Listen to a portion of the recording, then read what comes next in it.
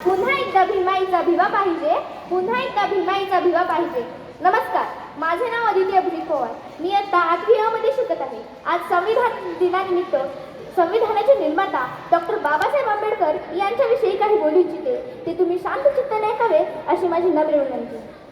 दीनदलितांचे तलवार होऊन गेले, दीनदलितांचे तलवार होऊन गेले, अन्यायाविरुद्ध प्रहार होऊन गेले. होते ते गरीबच पण जगाचा कोहिनूर होऊन गेले. जग खूप रडवीत होते त्यांना, पण ते या जगाला घडवून गेले. अहो, वर्गाच्या बाहेर बसून सुद्धा ते या देशाचे संविधान लिहून गेले, ते या देशाचे संविधान लिहून गेले. अशा या डॉक्टर बाबासाहेब आंबेडकरांच्या प्रतिमेत सर्वप्रथम मी नमन करते आणि माझ्या भाषणास सुरुवात करते. मित्रांनो, बाबासाहेबांच्या नावातच त्यांचे वैशिष्ट्य आहे. अहो, बाबासाहेब म्हणजे बाणेदार ते स्वभावाने, बारकाईने अभ्यास करणारे, सातत्य बौद्ध धर्माचे, हेतू त्यांच्या सर्वसामान्यांच्या विकासाचा आणि बदल समाजात घडवून आणणारे. आंबेडकर म्हणजे आनंद सर्वसामान्यांच्या जीवनी आणला. बेधडक सत्याग्रह केला 14 तळ्याचा. डगमगले नाही संकटे आल्यावर. करते समाज उन्नतीचे, रचिते भारतीय संविधानाचे. अनेक वर्ष चातुर्य व्यवस्थेच्या नावाखाली अन्याय सहन करत असणारे समाज बांधव, ज्यांना खायला भाकरी, प्यायला पाणी आणि चालायला रस्ता मिळणं सुद्धा कठीण झालं होतं, अशा दीनदलितांची व्यथा जाणून घेऊन त्यांचे अश्रू पुसण्याचे व त्यांना अधिकार मिळवून देण्याचे कार्य डॉक्टर बाबासाहेब आंबेडकरांनी केले. अहो, अंधारच होता ज्यांच्या नशिबी त्यांना प्रकाशाचं दान दिलं. अंधारच होता ज्यांच्या नशिबी त्यांना प्रकाशाचं दान दिलं. किती मानावे उपकार तुमचे बाबासाहेब. तुम्हीच देशाला संविधान दिलं, तुम्हीच देशाला संविधान दिलं. अशा या महामानव युगप्रवर्तकाचा जन्म 14 एप्रिल 1891 रोजी मध्य प्रदेशातील महू या गावी झाला. त्यांच्या वडिलांचे नाव रामजी व आईचे नाव भीमाबाई असे होते. मित्रांनो, बाबासाहेबांना वाचनाचा छंद लागला तो त्यांच्या वडिलांमुळे, आणि हाच वाचनाचा छंद पुढे जाऊन संविधान निर्मितीचा असमंत ठरला. मुळातच बाबासाहेबांना शिक्षणाची आवड असल्यामुळे त्यांनी BA, MA, MS, DS, master of science, दिल्लीत अशा अनेक पदव्या संपादन केल्या. त्यांनी अनेक मौलिक विचार मांडले, जसे की शिक्षण हे वाघिणीचे दूध आहे, जो प्राशन करेल तो गुरगुरल्याशिवाय राहणार नाही. शिका, संघटित व्हा आणि संघर्ष करा. मला माणसांच्या सहवासांपेक्षा पुस्तकांचा सहवास जास्त आवडतो.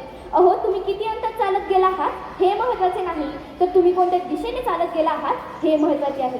असे क्रांतिकारक विचार सर्वसामान्यांना देण्याचे कार्य डॉक्टर बाबासाहेब आंबेडकरांनी केले. मित्रांनो, त्या काळी बऱ्याच ठिकाणी अस्पृश्यांना पाणवट्यावर पाणी भरण्याचा व पाणी पिण्याचा अधिकार नव्हता, आणि त्यापैकी एक होते महाड येथील 14 तळे. म्हणूनच बाबासाहेबांनी 20 मार्च 1927 रोजी महाड येथील 14 तळ्याचा सत्याग्रह केला आणि अस्पृश्यांना पाणवट्यावर पाणी भरण्याचा व पाणी पिण्याचा अधिकार मिळवून दिला. मित्रांनो, बाबासाहेबांचे असे मत होते की अस्पृश्यांना सर्व समस्या मनुस्मृती या ग्रंथामुळे होतात. मित्रांनो, हा ग्रंथ केवळ अस्पृश्य समाजासाठीच घातक नव्हता, तर हा ग्रंथ सर्वसामान्य स्त्रियांसाठी देखील घातक होता. म्हणूनच बाबासाहेबांनी 25 डिसेंबर 1927 रोजी मनुस्मृती या ग्रंथाचे दहन केले. मित्रांनो, बाबासाहेबांनी जगातील सर्वात मोठे संविधान लिहिण्याचे महान कार्य केले. अहो, खरंच त्यांचे जीवन सर्वांसाठी खूपच प्रेरणादायी आहे. जगावं कसं, अन्यायाविरुद्ध लढावं कसं, संघर्षातून उभं राहावं कसं, वादासमोर उभं राहावं कसं आणि शिक्षणातून स्वप्न साकार करावं कसं, हे बाबासाहेबांनी त्यांच्या कृतीतून केवळ आपल्यालाच नाही तर संपूर्ण जगाला दाखवून दिले आहे. अहो, त्यांनी संविधान लिहिताना प्रत्येक घटकाचा विचार केला. त्यांनी संविधानामध्ये स्त्रियांसाठी जे अधिकार, जे कायदे दिले आहेत, त्यामुळे आज स्त्रिया पुरुषांच्या खांद्याला खांदा लावत नाही, तर त्यांच्याही समोर एक पाऊल पुढे आहे, आणि हे बाबासाहेबांमुळे शक्य झाले. असे हे भारतीय स्वातंत्र्याचे पहिले कायदे मंत्री, मानवी हक्कांचे कैवारी, जागतिक दर्जाचे अर्थतज्ञ, समाज सुधारक आणि लेखक बाबासाहेब 6 डिसेंबर 1965 रोजी बुद्धवासी झाले.